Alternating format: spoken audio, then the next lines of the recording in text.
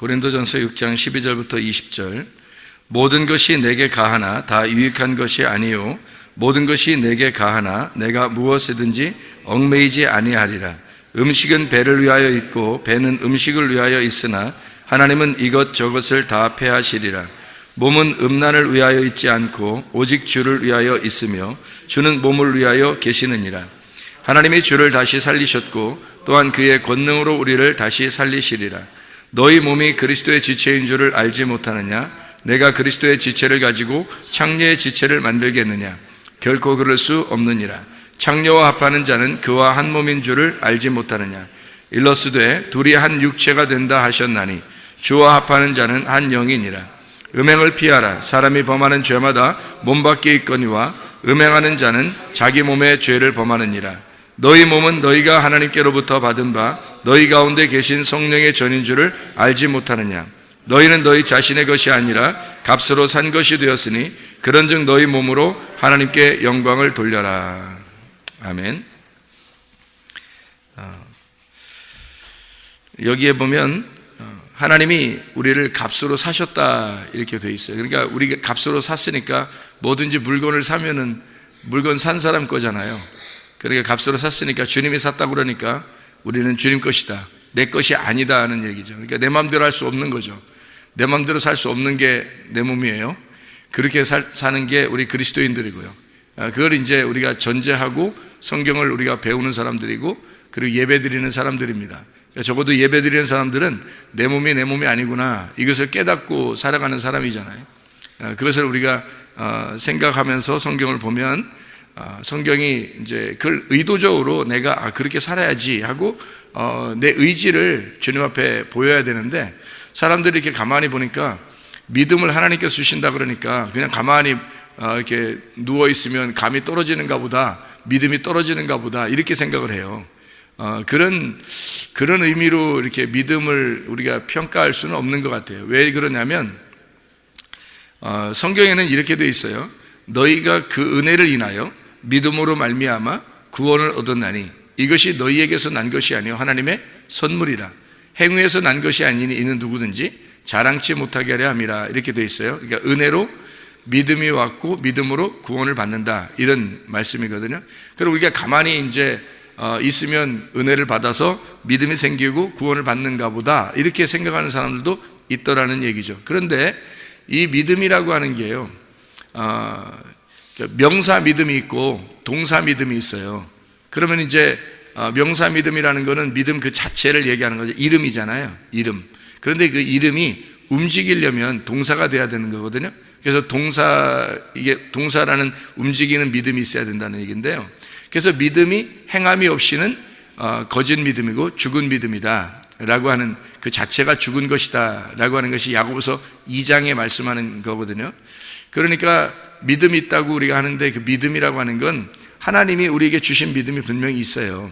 그건 뭐냐면 하나님이 주신 말씀을 얘기하는 거고 하나님이 주신 말씀이라고 하는 건 은혜로 오는 거예요. 왜냐하면 들을 때 믿음이 생기거든요. 그죠? 로마서 10장 17절에 너희가 들음으로 믿음이 생긴다 그랬는데 그 들음은 하나님의 말씀을 말미암았다 그랬어요. 그러니까 하나님의 말씀이 우리에게 들려진다는 거죠. 들려지니까 믿음이 생긴 거예요. 그 믿음은 내 쪽에서 가진 게 아니고 내 쪽에서 노력해서 가진 게 아니라 들리니까, 말씀이 들리니까 앉아있다 보니까 말씀이 들린 거예요. 아니면 길을 가다가 보니까 사람이 누가 얘기해서, 아니면 집에서 누가 얘기해서, 자기가 교회에 와서 예배드리면 앉아있어서 보니까 들리는 거예요. 말이 들린 거죠. 들리니까 그 말씀이 하나님의 말씀이고 하나님 말씀이 들리니까 자기가 믿음이 생겼단 말이에요. 그러면 자기 쪽에서 가진 게 아니라 하나님으로부터 온 거니까 이거는 수동적이라는 거죠. 그러니까 믿음은 하늘로부터 내려온 거라 이게 수동적이란 말이에요. 믿음 자체는, 그래서 예수 그리스도가 하늘에서 이 땅에 내려오셨다 그러는 거예요. 그 우리가 뭐 오라고 한 거 아닌데 그냥 수동적으로 주님이 오신 거예요. 그래서 와진 거죠. 주님이 오신 거예요. 나한테 오신 거지. 그러니까 그래서 하늘에서 이 땅에 내려오신 주님은 내 쪽에서 노력해서 막 끌어내리거나 내가 막 노력해서 예수님을 만나거나 이래서 그런 게 아니라 주님께서 이 땅에 내려오신 거를 우리가 알게 된 거죠. 그러니까 이렇게 수동적인 거예요. 믿음은 예수님도 수동적으로 오신 거죠. 자기는 능동적이지만 우리한테 볼 때는 수동적이란 말이에요. 그죠? 그래서 수동적으로 이렇게 오셨단 말이에요. 그러니까 그걸 뭐라고 그러냐면 은혜라 이렇게 말하는 거예요. 너가 노력해서 된 거 아니잖아, 이런 얘기죠. 네가 노력해서 믿음이 온 거 아니잖아, 이런 얘기죠. 그러니까 이건 수동적이니까 은혜라 그러는 거예요. 그 은혜로 말미암아 믿음이 왔다라는 얘기고, 그 믿음이 우리에게 구원을 주신다라는 얘기거든요. 그럼 구원 주실 때 우리는 그건 가만히 있으면 되나요? 구원 줄 때 생각을 해보세요. 믿음이 왔어요. 그러면 우리는 가만히 있어야 돼요? 아니죠. 요한복음 3장 16절에는 뭐라고 돼 있어요? 하나님이 세상을 이처럼 사랑하사 독생자를 주셨으니 이는 저를 믿는 자마다. 그럼 믿는다는 건 이건 누가 믿는 거예요? 또 내가 믿어야 되는 거거든요. 그러니까 믿음이 온, 수동적인 믿음을 내가 능동적으로 믿어야 된다는 얘기입니다. 그러니까 수동적인 믿음을 내가 능동적으로 믿는다. 그 믿는다는 능동적인 내 믿음은 나란 말이에요. 내가 해야 되는, 내가 주체란 말이에요. 그러니까 주님이 주신 그 믿음을, 그 말씀을 내가 능동적으로 믿어야 된다는 거죠. 그 믿음에서는 반드시 행함이 나타난다는 얘기입니다. 그러니까 하나님으로부터 온 믿음에 있어서 그거를 내가 행동으로 나타내는 실천함으로 그 믿음이 완성이 된다는 얘기죠. 그러니까 어디서 완성된 거예요? 그 하늘에서 온 믿음이 어디서 완성되는 거예요? 나로부터 완성되는 거예요. 그러니까 하늘로부터 온 믿음이 땅인 나에게, 땅이라는 나에게 와서 완성이 되는 거예요. 그러니까 하늘 뜻이 이 땅에 이루어진다, 이 말이 그 말이에요. 하늘의 아버지의 뜻이 하늘에서 이룬 것처럼 이 땅에서도 이루어진다. 하늘과 땅에 있는, 이 땅에 하늘에 계신 주님이 이 땅에 내려와서, 나라는 땅에 내려와서 완성이 되는 거란 말이에요. 그러니까 그리스도의 몸을 이루는 거죠. 그러니까 몸을 이루는데 나는 항상 주님을 뭐라고 생각해? 우리는 머리라고 생각하는 거죠. 그러니까 예수님은 우리의 몸을 구한 값으로 산 거고요, 우리는 예수님을 머리를 믿은 거예요. 그죠? 그러니까 예수님은 우리의 머리가 되시는 거고 주님은 우리의 몸을 사신 거란 말이에요. 이해가 되겠습니까? 그러니까 우리는 우리의 것이 아니라, 이런 얘기예요. 주님이 오셔가지고 내가 믿는 순간 내 거는 내 거가 아니라는 얘기예요. 그 주님을 믿는 순간 이미 몸이 되어버렸으니까, 그리스도의 몸이 되어버리니까. 다른 사람들도 다 주님 거죠. 예수님이 십자가 못 박혀 돌아가시면서 우리만 구원한 게 아니라 모든 사람을 다 구원했으니까 다 예수님 거예요. 근데 그 사람들은 알아요, 몰라요? 모르니까 자기 건 줄 알고 사는 거예요.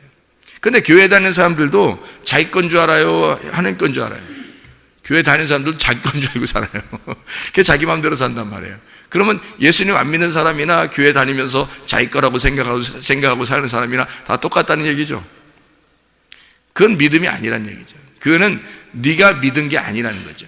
그러니까 믿음이 온 거는 사실인데, 믿음이 왔는데 네가 안 믿었다는 얘기예요.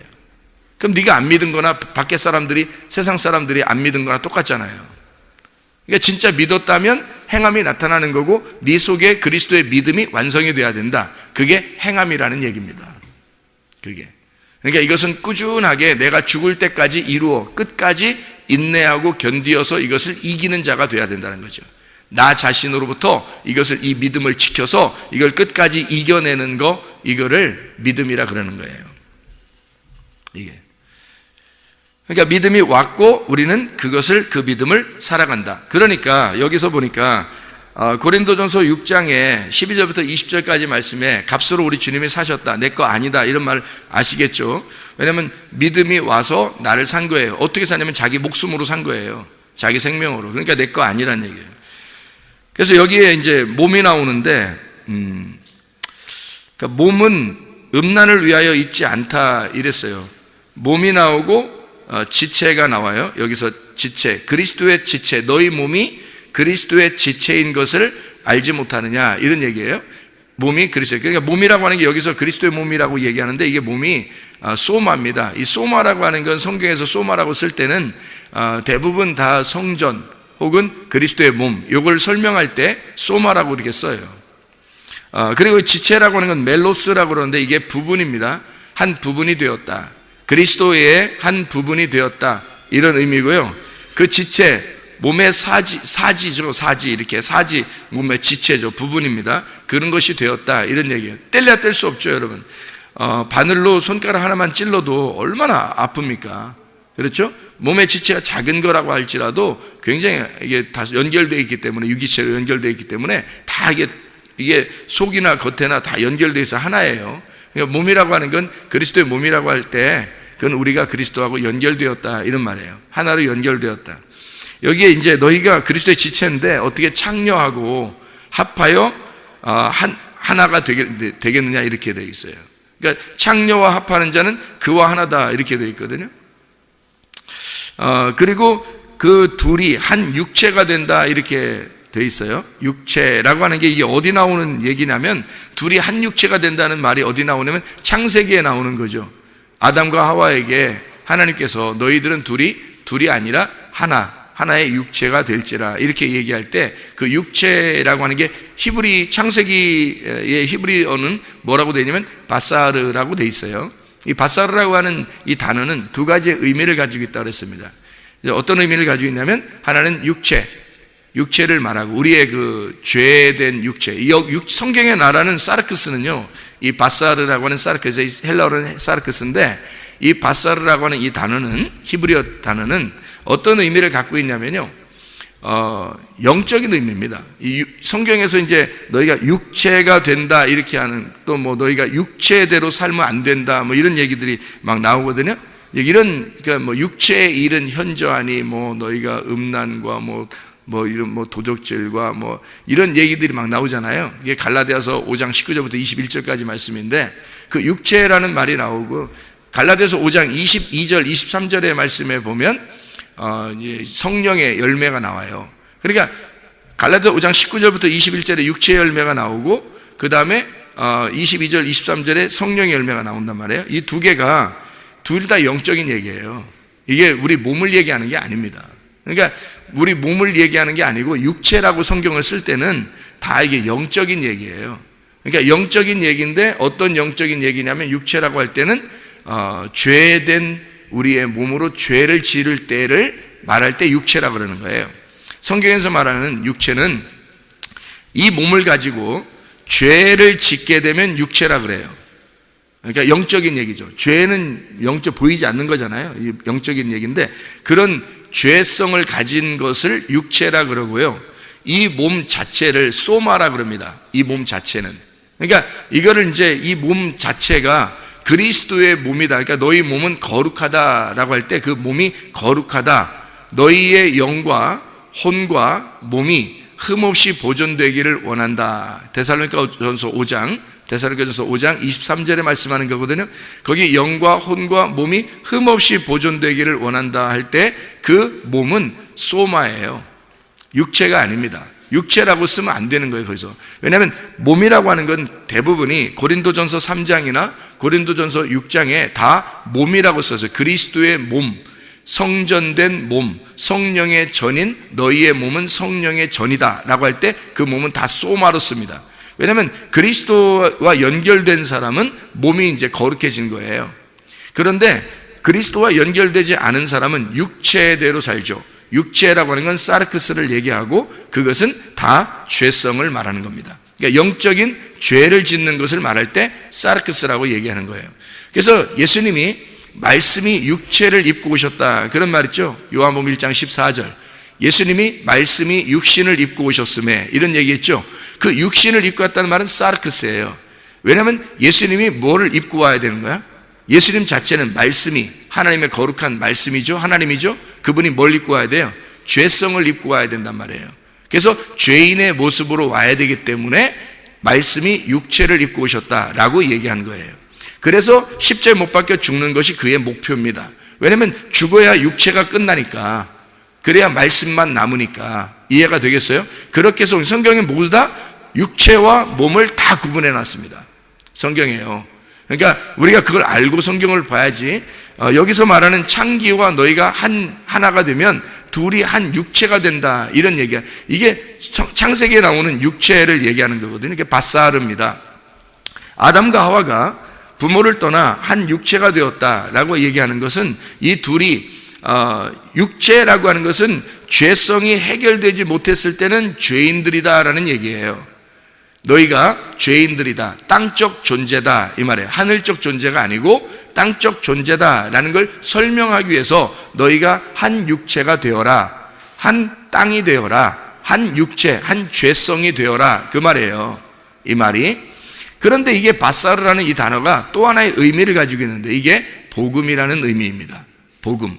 바사르라고 하는 이 단어 자체가, 그 이름 자체가 뭐냐면 기쁜 소식이라는 이름이에요. 기쁜 소식이라는 단어, 바사르가요. 그러니까 두 가지 의미를 전혀 생뚱맞고 다른 의미를 두 가지를 동시에 써요. 이 바사르라는 단어가요.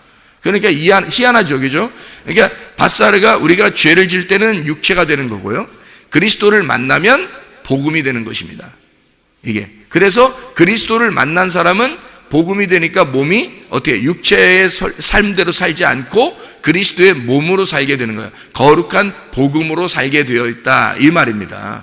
그러니까 남편과 아내가 둘이 한 육체가 된다는 말은 다소 육체, 동물적인 성향을 얘기하는 거예요. 혼적인 성향, 그러니까 동물적인 성향을 의미하는 거예요. 동물들도 다 남편과 아내가 있잖아요. 이렇게 그런 것처럼 똑같은 그런 상태, 둘이 하나가 되었다. 이것으로 끝마치면 여러분은 육체로 죽는 겁니다. 그렇게 돼서는 안 되는 거예요. 그리스도를 반드시 만나 그리스도의 몸이 되셔야 합니다. 그러면 복음이 되는 거죠. 그러니까 기쁜 소식으로 바뀌어야 된다는 거예요. 여러분 몸이 육체대로 살지 않고 그리스도의 몸으로 거룩한 그리스도의 사람이 되어야 된다, 이런 말입니다. 자, 이제 육체라고 하는 사르크스라는 이야기를 아셨죠? 구원받기 전에 우리의 항아리의 모습, 죄된 우리의 모습, 육체의 모습을 얘기할 때 사르크스, 이렇게 육체라고 얘기하는 거예요. 자, 창기라고 할 때 너희가 창기와 너희가 하나로 이렇게 섞이면 안 된다 이러잖아요. 이 창기라는 게 폴레라는 단어거든요. 이 폴레라는 단어가 창기라는 단어인데, 창녀라는 단어인데, 이 창녀가요 우상숭배자라는 의미를 가지고 있습니다. 이 폴레라는 단어가, 이 폴레라는 단어는 창녀, 우리가 말하는 그런 밖에 돌아다니는 창녀들도 있겠지만 우상숭배자를 얘기하고 탐욕자라는 단어예요. 이 단어가 원래가, 그러니까 원래가 우상숭배자, 탐욕자라는 단어예요. 그들과 하나가 되면 안 된다라는 얘기고, 폴로스라고 해서 이게 방탕한 사람, 난봉꾼, 이런 말이거든요. 거기서 이제 포르노가 나온 거고 폴레오가 나온 거, 이게 뭐냐면요, 장사하는 거예요. 장사. 그러니까 성을 가지고 장사하는 거, 이런 게 이제 거기서 나오는 거, 이 단어에서 나온 거예요. 그러니까 이걸 뭐라 하면 그 자체를 우상숭배라고 얘기하는 거죠. 창녀라고, 우상숭배라고 이렇게 얘기하는 겁니다. 그 탐욕자를 얘기하는 겁니다. 탐욕을 부린다? 여러분 그 골로새서에 보면 탐욕하는 사람을 뭐라 그래요? 우상숭배자라고 그러죠. 탐심은 곧 우상숭배니라, 그렇게 말하죠. 예, 그러니까 탐심이 우상숭배예요. 우상숭배가 탐심이고요. 그러면 탐심이 어디서부터 생겼나요? 선악과부터 생겼어요. 그죠? 먹음직, 보암직, 탐스럽게 하는 거. 이 선악과 때부터 탐심은 있었다고요. 그게 우상숭배는, 그러니까 한마디로 말하면 선악과를 먹은 게, 아담과 하와가 선악과를 먹은 게 어떻게 살았다는 얘기예요. 우상숭배를 먹었다, 우상숭배를 살았다, 이 말이죠. 그러니까 그게 이제 뭘 얘기하냐면 탐욕이에요. 그러면 탐욕이라는 게 우상숭배니까 여러분이 탐심을 가진 게 있어요, 없어요? 탐심을 갖고 있는 게 뭐 돈에 대한 탐심도 있을 거고, 그죠? 자식에 대한 탐심도 있을 거고, 남편에 대한 탐심도 있을 거고, 아내에 대한 탐심도 있을 거란 말이에요. 지식에 대한 탐심도 있을 거고, 그게 다 뭐예요? 선악과예요. 그거 하지 말라는 게 아니에요. 탐심 갖지 말라는 의미가 아니에요. 그게 선악과라는 걸 근본적으로 알아라. 그래서 선악과, 왜 그걸 알아야 되냐면 선악과가 우리가 그런 존재라는 겁니다. 우리는 그런 존재인데 예수님이 너희가 선악과를 먹은 그 존재, 너라는 존재를 위해서 죽으셨다는 겁니다. 그러니까 더 이상 너는 그렇게 살면 된다, 안 된다? 안 된다. 더 이상 이제는 너가 죽었으니까, 예수가 너 때문에 죽은 거고 너를 입고 죽은 거잖아요. 그러니까 말씀이라는 하나님이 나라는 육체를 입고 와서 죽은 거니까 내가 없어진 거란 말이에요. 내가 육체대로 살고 싶어도 육체는 없어졌단 말이죠. 근데 여러분이 육체대로 살아요, 안 살아요? 살아요. 죄성을 가지고 살아요, 안 살아요? 살아요. 이렇게 한단 말이에요. 왜 그러냐면 진정한 회개가 되지 않았기 때문입니다. 진정한 회개가 됐다면 이게 완전히 사라져야 되겠죠. 왜냐하면 선악과가 아직도 남아있는 거예요. 내 속에, 우리 속에 아직도 선악과가 남아있는 거예요. 그러니까 탐심이 있는 거고, 그게 우상숭배라는 거죠. 선악과, 회개를 했다면 회개가 뭐냐면 선악과에서 생명나무로 바뀌어야 되는 거예요. 완전히. 그러니까 나의 육체가 그리스도의 몸으로 바뀌어야 되는 거죠. 그거를 회개라 그러는 거죠. 회개를 해야 구원을 받죠, 여러분. 생각을 해보세요. 그러니까 회개를 누가 해요?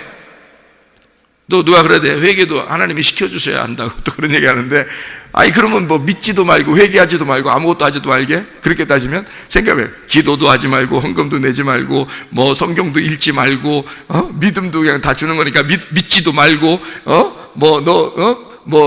입으로 시인하지도 말고 그럼 다 그렇게 하면 구원 받나요? 그런 게 아니잖아요. 성경에서 말하면 우리가 기도해야 되죠. 믿음을 가져야 되죠. 그죠? 예, 우리가 예배 드려야 되죠. 헌금도 드리죠. 또 내 것을 다 잃어버리려고 또 해야 되죠. 이런 얘기도 하잖아요, 성경에. 성경에서 왜 우리 보고 그렇게 하라고 그러는데 왜 우리는 갖다 가만히 감 떨어지기만 기다리냐 이거예요. 안 된다는 거죠. 믿음이 오는 거지만 내가 그 믿음을 잡아야죠. 내가 그 믿음을 잡는 게 믿음이란 말이에요. 나의 믿음. 그러니까 하나님의 믿음이 오면 나의 믿음으로 잡는 거예요. 이게 무슨 말이냐면 이게 이제 수동적이냐 능동적이냐는 거예요. 수동적인 것은 우리에게 하늘로부터 내려온 구원입니다. 하늘로부터 내려온 구원, 그 믿음이 수동적으로 내려왔는데 내가 여기서 능동적으로 그 구원을 잡아야죠. 그죠? 신랑이 위에서 내려왔잖아요. 그게 뭐 내가 내려오라고 해서 내려왔나요? 아니에요. 그분이 내려오고 싶어 내려온 거예요. 누구 만나러? 신부인 나를 만나러. 나를 만나고 싶어서 그냥 오신 거예요. 그러니 나는 그 신랑을 어떻게 해야 돼? 잡아야지 뭐. 잡는 거예요. 그러니까 그 잡는 거 누가 잡아야 돼? 내가 잡아야 되는 거예요. 그냥 신랑이 왔다가 하도 안 잡으니까 그냥 갔어, 지나갔어. 그럼 못 하는 거예요. 결혼 못 하는 거야. 잡아야 돼요, 신부가. 사마리아 여자가 예수님 신랑 되신 예수님이 이제 찾아왔잖아요. 누가 사마리아 여자 보고 사마리아 여자가 예수님 찾으러 갔나요? 아니에요. 그냥 율법 이 야곱의 우물에 계속 갔는데 예수님이 찾아오신 거예요. 신랑이 찾아온 거야, 진짜 신랑이. 그래서 그때는 이제 어떻게 해야 돼? 이 여자한테 예수님이 자기가 신랑이니까 와서 물어볼 거 아니에요. 응?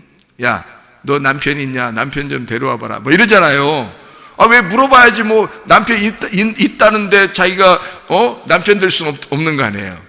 자기가 남편 되고 싶어서 왔는데 분명히 자기는 하늘에서 이 여자를 접수해가지고 온 거거든요.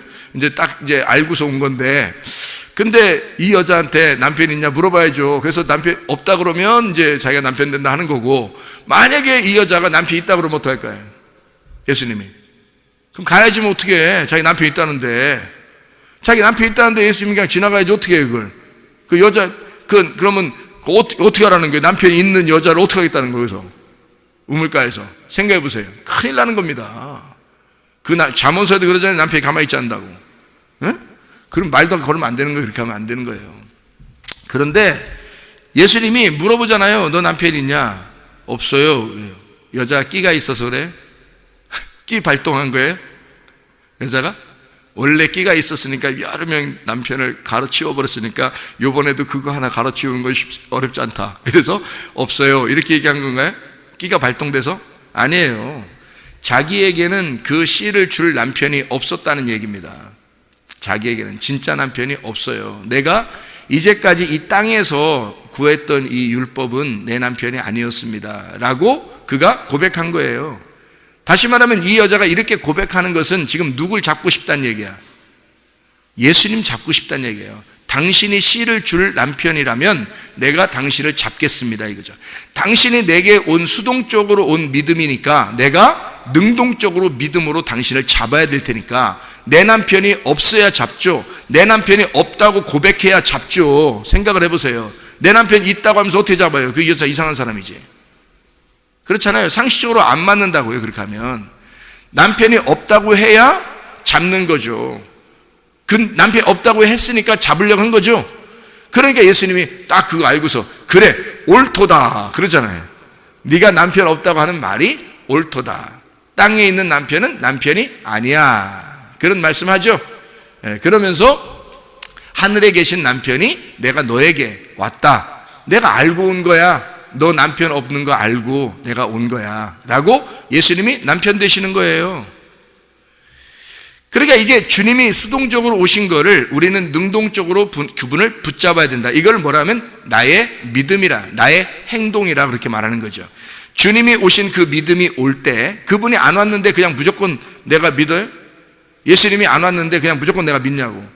그럼 이상한 사람이지. 그것도 예수님이 사마리아 여자한테 안 왔어. 우물가에 안 왔어. 안 왔는데 이 여자가 계속 우물가에 가가지고 남편 이러면서 뭐 아무나 그냥 지나가 다 잡으려고 그냥 막 아무나 잡으려고 이렇게 하면은 그게 무슨 믿음이냐고. 이 여자는 아무나 하고 살아야 되는 거예요. 여러분, 그건 믿음이 아니죠. 반드시 하늘로부터 온, 자기가 확인을 해야 돼요. 이 여자가 확인을 하잖아요. 그죠? 당신이 진짜인가 가짜인가, 당신이 진리인가 아닌가, 당신의 말씀이 이게 하늘로서 내려온 거냐 땅에 있는 얘기냐, 요거를 확인해 봐야 되는 거예요, 여러분. 그죠? 그러니까 여러분에게 주어지는 이 전달되는 이 말씀이 하늘로부터 온 말씀이냐 아니면 저 사람이 그냥 혼자 그냥 자기 좋아서 짓거리는 거냐, 요거를 잘 생각해 봐야 되는 거죠. 사마리아 여자는 그걸 확인하고 저 말이 당신이 메시아라면, 당신이 진짜 하늘에서 온 생수라면 그러면 내가 믿겠지만, 그 당신을 잡겠지만 당신이 아니면 내가 잡을 수 없습니다. 확인하는 거예요. 계속 확인합니다. 얘기하고요. 그죠? 둘이 왜 오랫동안 그렇게 얘기하냐면 확인하려고 했던 거예요. 이 여자가 당신이 진리입니까? 당신이 진짜입니까? 오늘 우리에게 전달되는 이 말씀이 내게 진리입니까? 오늘 진짜입니까? 당신의 말씀이 하늘로서 내려온 말씀입니까? 아니면 그냥 목사가 혼자 괜히 혼자 이렇게 어디 가서 그냥 베껴가지고 괜히 이렇게 혼자 짓거리는 그런 얘기입니까? 확인해 봐야 될 거 아니에요, 자기가. 그래서 하나님의 말씀이 전달되는 것 같다. 저게 앞뒤를 봐도, 성경의 앞뒤를 봐도 이게 다 연결되고 맞는 얘기다. 이게 진리다. 맞아야 되잖아요. 앞에 뒤에가 구약과 신약이 다 맞아야 된다고요. 그런 상태에서 얘기를 해야 된다고요. 그게 진리지. 만약에 앞에는 이렇게 얘기했는데 뒤에는 저렇게 얘기하고, 이 사람이 신약 얘기할 때는 이렇게 얘기하고, 출애굽기 얘기할 때는 딴 얘기하고, 민수기 얘기할 때는 또 딴 얘기하고, 로마서 얘기할 때는 딴 얘기하고 그러더라. 거기에만 은혜를 받으세요. 그렇게 저 사람이 저러더라. 그러면 그 사람은 성경을 모르는 사람이죠. 성경을 모르는데 그냥 목사 질을 하는 겁니다. 생각을 해보세요. 그게 무슨 목사예요? 안 되죠. 그러니까 확인을 해야 되는 거예요. 성도들은 자기가 지금 이 꼴을 먹을 때 이게 지금 진짜의 말이냐, 저게 하늘로부터 온 오직 성경에서 나온 그 말씀들이냐 아니면 사람의 말이냐, 이걸 구분해야 되는 거예요. 그거 구분 안 하면 신랑 못 만납니다. 자기가 잡아야 되거든요. 그거를 자기가 확인해서 잡아야 되는 거예요. 저게 진리냐 아니냐. 저도 그래서 그거 확인합니다. 계속 확인합니다. 저도요. 시간이 없어요. 그거 하다 보니까 딴 생각이 안 나. 시간이 없어서. 그러니까 계속 저도 확인해요. 이게 하나님의 말씀이냐 아니냐. 그래서 확인을 계속 하는 거예요. 말씀을, 성경을 읽으면서, 성경을 연구하면서, 기도하면서, 묵상하면서, 새벽 예배 드리면서, 저녁 예배 드리면서 매일 확인합니다.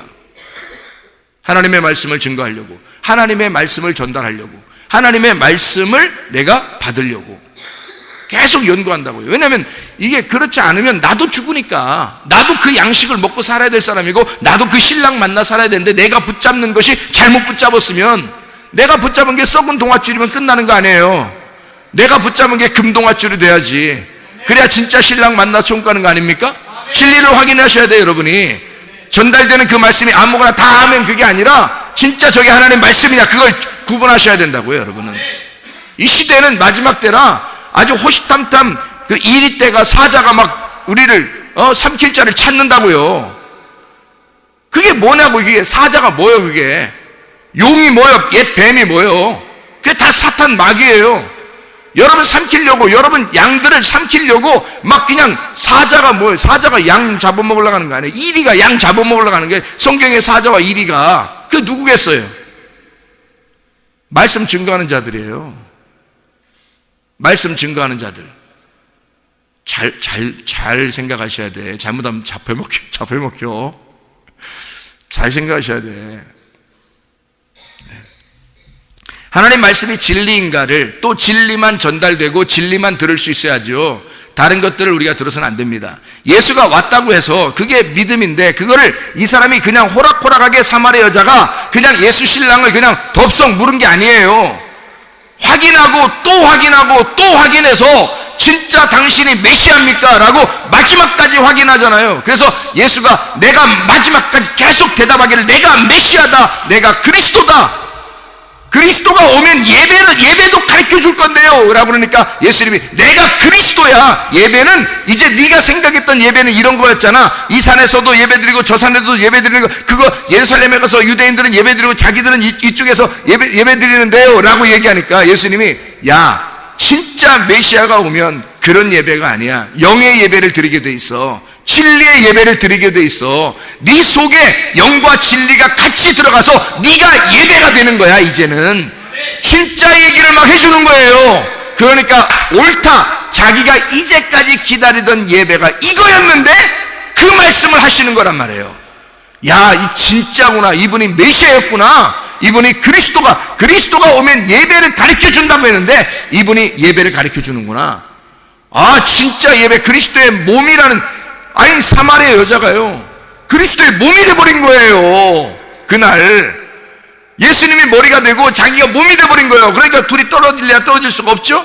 예수님은 십자가 못 박혀 돌아가시고 부활하고 승천해버리지만 사마리아 여자는 여전히 자기 마음속에 예수가 있단 말이에요. 자기를 만난 그 예수가, 자기의 머리가 늘 예수, 그래서 예수의 뜻대로 살짝 가게 될 것이란 말입니다. 그게 예배라는 거죠. 그게 살아있는 예배, 그 자체가 예배가 되어버린 거죠. 이해가 되겠습니까? 그건 이 사마리아 여자가 계속 확인하고 거듭 확인해서 메시아를 발견하잖아요. 진정한 영이, 하나님의 영이 여러분 안에 계십니까? 여러분 안에 진리가 있으십니까? 여러분은 육체로 살아가고 있습니까? 아니면 그리스도의 몸이 되어 살아가고 있습니까? 그리스도의 몸은 내 마음대로 할 수가 없어요. 우상숭배자, 그런 자들과 하나가 되면 그들과 한 몸이에요. 그러면 그들의 삶을 따르겠죠. 그 창녀와 남봉꾼, 우상숭배자, 탐욕자, 다 누굴 얘기하는 거예요? 어떻게 보면 말씀을 증거하는 자들이죠. 그들과 하나의 말로 섞여버리면 잘못하면 큰일 나는 겁니다. 그리스도의 진리하고 한 몸이 되셔야죠. 그리스도의 진리가 우리의 신랑이니까, 그분이 예수 그리스도시니까 예수 그리스도와 한 몸을 이루어야죠. 그러면 예수 그리스도와 한 몸을 이룬 사람들은 생각해 보세요. 빛이 어둠 안에 왔어요. 지난주에 우리가 얘기한 겁니다. 빛이 어둠 안에 왔어요. 그러면 빛은 빛이고 어둠은 어둠이잖아요. 그러면 빛이 저쪽에 있고 어둠이 여기에 있으면 못 만나요. 그러면 어떻게 해서 이게 하나가 될 수 있어요? 빛이 어둠 안으로 들어와요.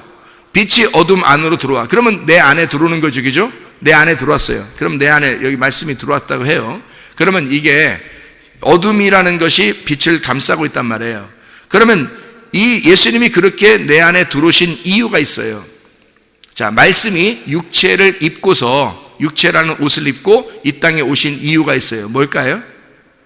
십자가입니다. 죽으시러 온 거예요. 이해가 돼요? 말씀이 육체를 입고 왔다는 말은 죽으시러 왔다. 그러면 여러분이, 말씀이 여러분 안에 들어왔다면 여러분은 뭐가 돼야 돼요? 죽어야 된다는 얘기예요. 그러니까 말씀이 여러분 안에 들어왔다면 죽어야 되는 것을 말하는 겁니다. 그러면 죽으면 뭐가 돼요? 죽으면 육체가 죽는 거예요. 그러니까 음란, 욕심, 거짓, 자기만 알아달라는 화나는 거, 이런 자존심, 이런 것들 있잖아요. 죽어야 돼요. 그게 육체니까. 그러면 보이는 게 아닌데 죄된 성품이란 말이에요. 그렇죠? 이게 죽어야지. 그게 육체니까. 육체가 죽어야 돼. 그거 죽이려고 말씀이 들어오신 거예요. 여러분에게 말씀이 딱 들어왔어요. 그러면 이런 모든 것들이, 겉에 있는 것들이, 자, 잘못된 예배, 또 음란한 거, 또 우상숭배하는 거, 탐욕적인 거, 이런 내 욕심 가진 거, 내 거 하는 거 있잖아요. 내 남편, 내 아내, 내 자녀, 내 거, 내 돈, 내 지식, 다 내 거라고 하는 거 있잖아요. 그거 다 버릴 수 있어야 됩니다. 생각해 보세요. 그거 버려서 나를 잃어버리는 게, 그 모든 게 나잖아. 자, 나의 돈도 나고, 내 자녀도 나란 말이에요. 내 아내도 내 남편도 나란 말이에요. 나를 세우기 위해서 존재하는 것들이란 말이에요. 그죠? 내 주변에 있는 모든 만물은, 우주 만물은 다 나를 위해서 존재하는 거란 말이에요. 그러니까 나를 세워주기 위해서 존재하는 것들인데 이것을 다 잃어버렸을 때 신랑 대신 예수님 만난다고요. 이걸 다 잃어버려야 신랑 대신 예수님 만나는데 내가 살아가면 살아갈수록 계속 이것을 갖다가 막 쥐어쥔다고 이렇게 자꾸 손에 쥔다고요. 내 거. 그래서 이걸 세움으로써 자기를 세우는 거죠. 이해가 돼요? 자, 돈이 많아지면서 자기를 세우려고 그러죠. 자녀가 잘 되면서 자기를 세우려고 그러죠. 자기 남편과 아내, 그래서 자기 세우려고 그러잖아요. 이게 다 자기를 세우려고, 자기 공부를 많이 열심히 함으로써 이걸 자기를 세우려고 하는 거잖아요. 이 모든 주변에 있는 우주 만물이, 이 모든 것들이 다 나를 세우려고 있는, 존재하는 거잖아요. 이해가 됩니까? 그러면 주님께서 뭐라 그래요? 너 나에게 오려면 네 거 소유 다 팔아. 다 팔고 밭에 보화를 사야 돼. 그렇죠? 보화가 있는 그 밭을 사야 돼. 네 거 다 팔아서. 그러면 보화가 있는 밭이 어디예요? 말씀이에요. 그 말씀 안에 보화가 있으니까, 그리스도가 있으니까 이 말씀을 네가 사야 돼. 자, 교회로 말하면 교회를 사야 돼. 그 교회 안에 말씀이라는 예수가 있으니까. 그래서 너는 교회 중심적으로 살아야 돼. 말씀 중심적으로 살아야 돼. 그 하나님 중심적으로 살아야 돼. 이렇게 얘기하시는 거라고요. 어떻게 하고? 네 거 소유 다 팔고 와야 돼. 오면은 이제 더 이상 갈 데가 있어요, 없어요? 없어요. 그래야 구원받는 거예요. 성경에서 말하는 구원은 네가 갈 데가 없어야 구원받는 거예요. 근데 갈 데가 다 있어. 언제든지 도망칠 그 준비가 다 돼 있어. 그러면 주님의 신랑이 어떻게 돼요? 신랑 대신 주님의 부인이 어떻게 돼요? 그죠? 사마리아 여자가 남편이 항상 자기가 돌아갈 집이 있고 항상 돌아갈 남편이 있다 그러면 나 남편 없어요 하고서 신랑 만나야지, 남편 있다 그러면 어떻게 주님을 어떻게 만나겠냐고요. 생각해 보시라고. 못 만난다. 그래서 자기를 세우는 모든 것들이 포기가 될 때, 이거를 다 잃어버리고 파괴가 될 때, 그러니까 한마디로 말하면 너 자신을 파괴시켜라는 얘기입니다. 하나님은 너하고 전쟁하고 싶어 하니까, 하나님은 너하고 전쟁하고 싶어 하니까 너를 파괴시키길 원하셔. 주님이 네가 파괴가 돼야 예수님이 이기는 거야. 근데 예수가 파괴가 되면 네가 이기는 거야. 그럼 네가 왕이 되는 거야. 아니, 예수님은 이 땅에 우리한테, 나에게 와서 예수님이 왕이 되려고 오시려고 했는데 내가 예수를 밀어내고 내가 왕이 되니까, 이게 둘이 싸워서 전쟁을 했는데 내가 이겨버리면 어떻게 돼요? 그러면 어떻게 예수를 우리가 영접한 거예요? 우리가 어떻게 구원받은 거예요? 말이 안 되잖아요. 예수가 승리해야지. 나를 부셔버려야 된다고요. 그래서 아폴루임이라고 그러는 거예요. 주님께서는 잃어버린 자를 찾아서 구원한다, 이렇게 말한 거예요. 아폴루임입니다. 잃어버린 자, 아폴루임이 파괴된 자를 말합니다. 완전히 부셔진 자, 절망 가운데 있는 사람. 나 아무것도 돌아갈 데가 없어요. 이제 예수님만 바라보고 살 거예요. 아무것도 내가 돌아갈 게 없습니다. 아니, 마음으로 그렇다는 얘기지. 또 어디 가서 또 돈 갖다가 다리 밑으로 다 던져버리고, 또 자녀들 갖다가 이렇게 얻다 갔다 또 이제 기도원 갖다가 놔버리고 자기 혼자 이렇게 나 이제 돌아갈 데도 없어요. 집도 다 팔아버리고, 이런 의미가 아니잖아요. 마음으로. 너희의 마음이 오직 주님만 사랑하느냐 이거예요. 너희의 마음이 너를 부셔버리고 너를 잃어버리고 오직 예수님만 신랑으로 사랑할 수가 있겠느냐, 그 말이에요.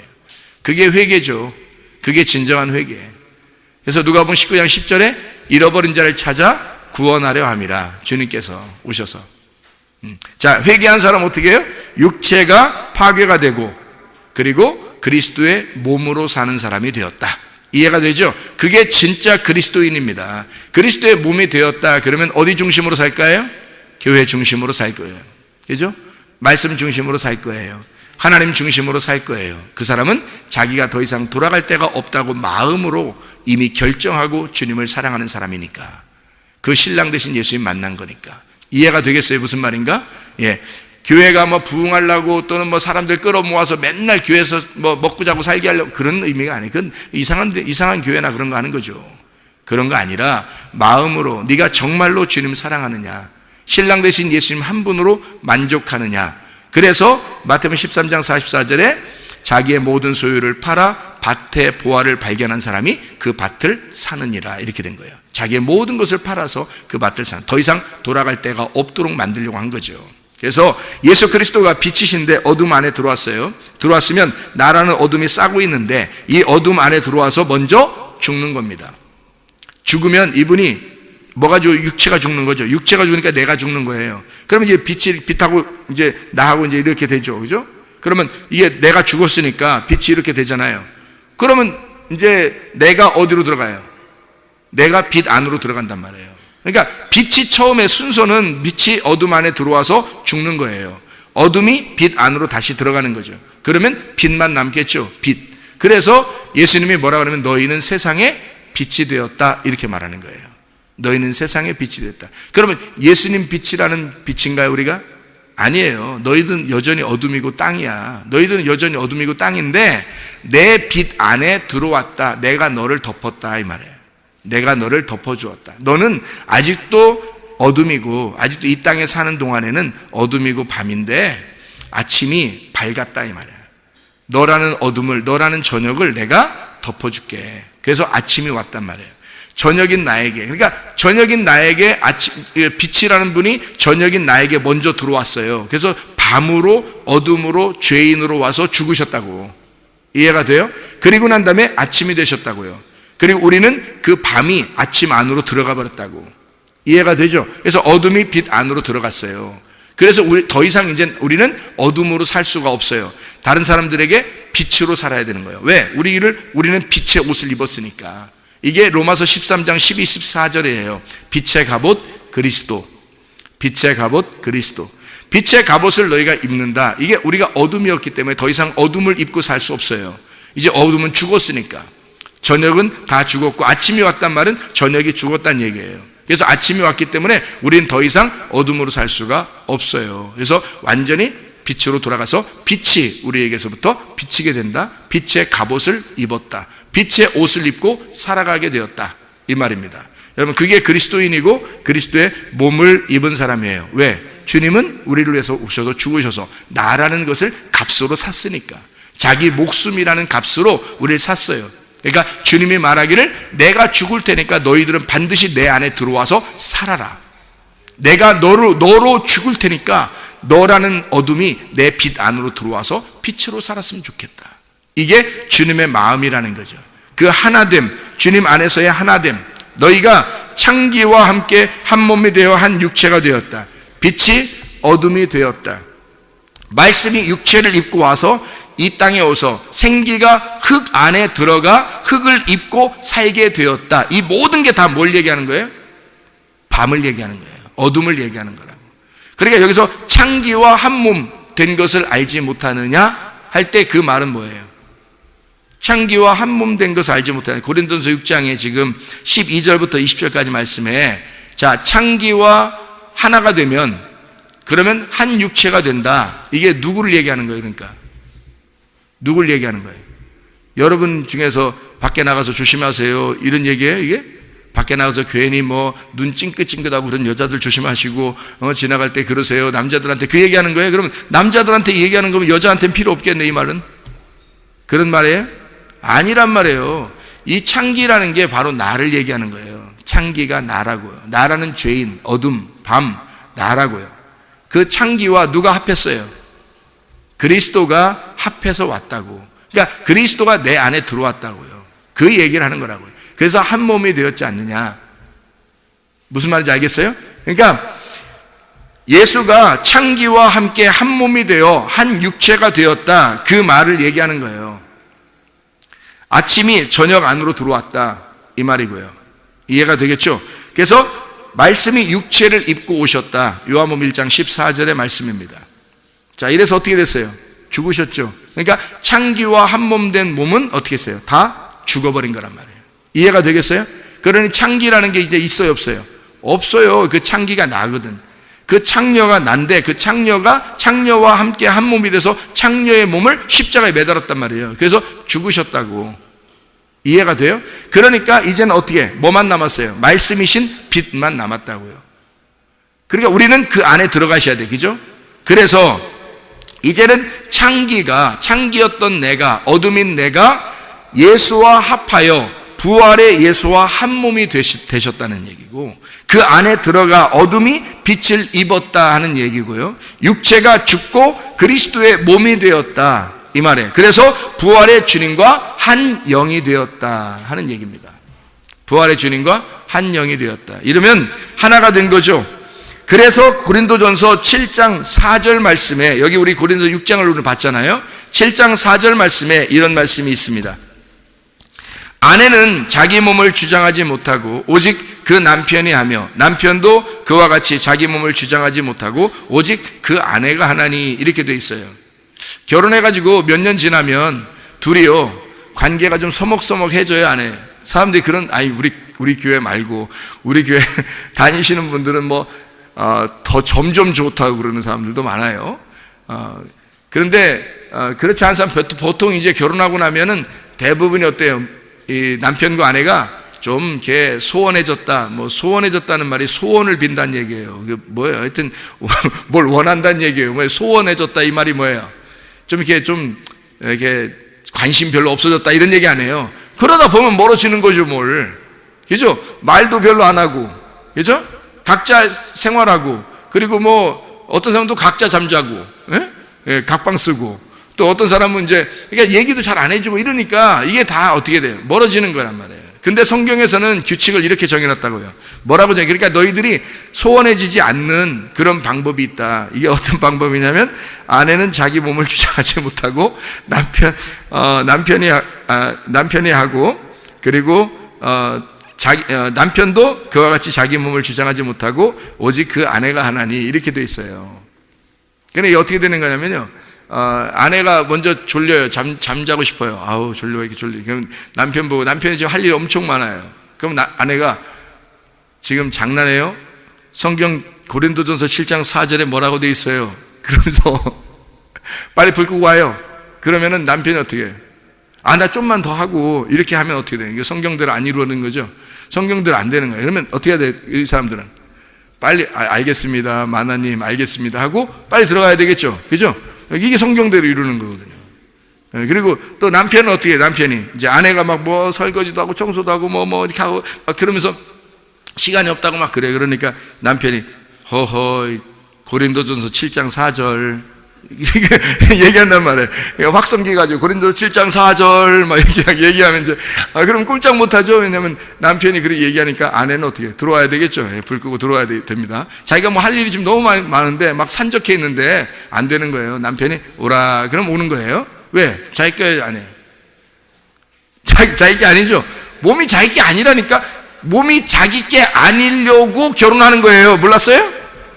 아니, 몸이 자기 게 아니려고 결혼한 거잖아요. 근데 다 자기 거로 살아. 자기 몸을. 자기가 주인이야. 그래서 성경대로 된 거야, 안 된 거야? 안 됐죠. 성경대로 안 됐단 말이에요. 구원 받았단 못 받았단 말이에요. 구원 못 받았단 말이죠. 왜 구원 못 받았단 말이냐면 보세요. 자기 몸이 지금 자기 거야. 그러면 전혀 성경적이지 않고 이 사람은 어떻게 된 거예요? 성경적이지 않고 그 다음에 자기가 왕이란 얘기야. 자기가 주인이야. 아니, 성경 어디에 자기가 왕이고 자기가 주인인데 구원 받은 사람 있어요, 성경에? 아니, 구원 문제라니까. 이게 진짜 중요한 구원 문제예요. 그러니까 아내들과 남편들은 어떻게 해야 돼? 이게 내게 아니구나 라는 걸 빨리 깨달으셔야 돼. 그게 구원이야. 여러분, 진짜 구원 받은 사람들 정신 차리세요. 자기 게 아닌 거야. 이게 구원 받은 사람이야. 예수님 만나면 어떻게 돼? 그래서 예수님 신랑 만나면 어떻게 돼요? 신랑이 뭐라 그래? 내 몸이 아니다. 너희들을 위해서 죽었다 내가. 이렇게 하잖아요, 주님이. 그럼 우리도 어떻게 해야 돼? 이제 주님 앞에 우리도 우리의 몸이 우리 거 아니에요. 내 몸도 내 몸이 아니네요. 주님 거네요. 이래서 살아야 되는 거 아니에요? 주님이 나를 위해서 자기 몸을 드렸으니 나도 주님을 위해서 내 몸을 드리는 것이 마땅하지 않느냐, 이 말이에요. 신랑을 위하여 내 아내가 내 몸이 내 거가 아닙니다. 내 몸은 당신 겁니다 라고 드리는 것은 당연한 얘기예요. 성경은 비상식적인 얘기가 아닙니다. 전혀 상식적인 얘기를 해주는 거예요. 엉뚱한 얘기하는 게 아니고요. 진짜 상식적인 얘기 하잖아요. 그래서 남편이 아내에게 예수님이 내 몸이 내 거가 아니야, 네 거야.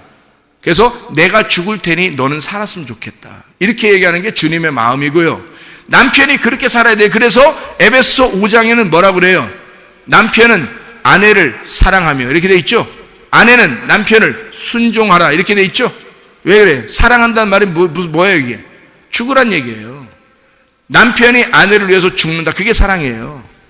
예수님이 신랑이 아내를 위해서 죽는 게 그게 복음이고 그게 진짜란 말이에요. 그게 진리라고. 그러면 아내는 남편에게 어떻게 내 거 아닙니다 하고 순종해야 되는 거예요. 근데 남편한테 뭐라 그래요 보통? 가만있어! 응? 결혼해서 나이가 이렇게 먹었으면 벌써 이제 알 텐데 내가 주인인 거 이러면서 이제 여자가 점점 힘을 막 드러낸단 말이에요. 아니 누구 때문에 여자가 있는 건데 지금 성경 어디에 여자가 먼저가 아니에요. 남자가 먼저라고요. 성경 어디에도 남자가 먼저 있어서 여자가 나온 거란 말이에요. 남자 몸속에서 여자가 나온 거고 그게 신랑 대신 예수님이 항상 우선이라는 걸 인정하는 사람은 존중할 거 아닙니까? 그렇죠? 뭘 내 거예요, 내 거는. 뭘 내가 내 맘대로 해야 돼. 안 되는 거예요. 큰일 나는 거란 말입니다. 자, 남편은 그 아내에게 대한 의무를 다하고 아내도 그 남편에게 그렇게 의무를 다하라. 이렇게 돼 있어요. 3절입니다. 이게 고린도전서 7장 3절. 성경만 제대로 읽고 그대로 순종했다면 여러분 이게 가정들마다 진짜 화목하고 평안하고 행복하고 나라와 나라도 민족이 민족도 지금 평화하고 지금 전쟁을 끝낸다고 하는 이런 판에 말이에요. 집에서 전쟁이 나면 되겠어요? 안 되죠. 집에서 평화가 일어나야 되겠죠. 집에서 화목이 일어나야 되겠죠. 그럼 어떻게 해요? 여기서 서로 의무를 다하란 말이에요. 고린도 7장 4절에 아내는 자기 몸을 주장하지 못하고 오직 그 남편이 하며 남편도 그와 같이 자기 몸을 주장하지 못하고 오직 그 아내가 해야 된다. 자, 어떻게 되란 얘기예요? 서로 둘이 하나 되란 얘기입니다. 그리스도 예수 안에서 한 영이 되면 그리스도가 주인 되면 말이에요. 우리가 육체대로 살지 않고 그리스도의 몸으로 살게 되어 있다. 예수 그리스도의 몸으로 승리하시기를 바랍니다. 우리 하나님 아버지 사랑과 은혜를 감사드립니다. 아버지 성전된 몸으로 그리스도 예수 안에서 거룩하게 살다가 주님 만나게 도와 주시옵소서. 주님께서 너를 복주시고 너를 지키시기를 원하며 주님께서 그분의 얼굴을 내게 향해서 내게 은혜 베푸시기를 원하고 주님께서 그분의 얼굴을 내게 향해서 내게 평강 주시기를 원하노라. 이제는 우리 주 예수 그리스도의 은혜와 하나님의 사랑과 성령의 교통하심이 교회와 가정의 영원토록 함께 할지어다. 아멘.